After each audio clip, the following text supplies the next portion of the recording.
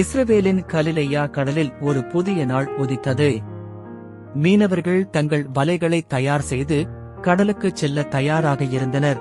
அப்போது இயேசு பேதுருவையும் அந்திரேயாவையும் பார்த்து, என்னை பின்பற்றி வாருங்கள், நான் உங்களை மனுஷரை பிடிக்கிறவர்களாக்குவேன் என்று அழைத்தார். இயேசுவின் அழைப்பை கேட்டவுடன் அவர்கள் தங்கள் வலைகளை விட்டுவிட்டு எந்த தயக்கமும் இல்லாமல் அவரை பின்பற்றினார்கள். சிறிது தூரத்தில் யாக்கோபும் யோவானும் தங்கள் தந்தை செபதேயுவுடன் வலைகளை சரி செய்து கொண்டிருந்தார்கள். இயேசு அவர்களையும் அழைத்தார். அவர்கள் தங்கள் படகையும் தந்தையையும் விட்டுவிட்டு இயேசுவை பின்பற்றினர். அடுத்ததாக இயேசு பிலிப்புவை கண்டார். என்னை பின்பற்றி வா என்று அன்புடன் அழைத்தார். பிலிப்பும் மகிழ்ச்சியுடன் இயேசுவை பின்பற்றினார். பிலிப்பு தனது நண்பரான நத்தானியேலை சந்தித்து, நாங்கள் மெசியாவை கண்டோம், அவர் இயேசு என்று மகிழ்ச்சியுடன் கூறினார். நத்தானியேல் இயேசுவை சந்தித்த போது இயேசு அவருடைய உண்மையான இருதயத்தை அறிந்து பேசினார். நத்தானியேல் அவரை தேவனுடைய குமாரன் என்று விசுவாசித்தார். வரி வசூலிப்பவராக இருந்த மத்தேயுவை இயேசு பார்த்து, என்னை பின்பற்றி வா என்று அழைத்தார். மத்தேயு தனது பழைய வாழ்க்கையை விட்டுவிட்டு இயேசுவை பின்பற்றினார். அந்த நாள் முதல் அவரது வாழ்க்கை முற்றிலும் மாறியது. இயேசு தோமாவையும் அழைத்தார்.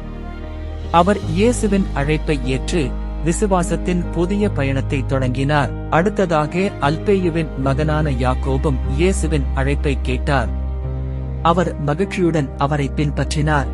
தத்தேயுவும் இயேசுவின் அன்பான அழைப்பை ஏற்றார். அவர் தன்னுடைய வாழ்க்கையை தேவனுடைய பணிக்காக அர்ப்பணித்தார். சீமோன் கனானியனும் இயேசுவின் சீடராக இணைந்தார். பல்வேறு பின்னணியில் இருந்தவர்களை இயேசு ஒரே குடும்பமாக மாற்றினார். இறுதியாக யூதாஸ் இஸ்கரியோத்தும் 12 சீடர்களில் ஒருவராக சேர்ந்தார். இவ்வாறு இயேசு தனது 12 சீடர்களை தேர்ந்தெடுத்தார்.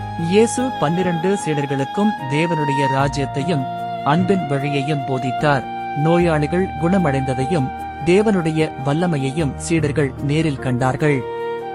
அவர்களுடைய விசுவாசம் மேலும் வளர்ந்தது. இயேசு சீடர்களை 2 பேராக அனுப்பி தேவனுடைய ராஜ்யத்தை அறிவிக்கவும் மக்களுக்கு சேவை செய்யவும் கட்டளையிட்டார். சீடர்கள் பல கிராமங்களுக்கு சென்று தேவனுடைய அன்பையும் இரட்சிப்பின் நற்செய்தியையும் மக்களுக்கு தெரிவித்தார்கள்.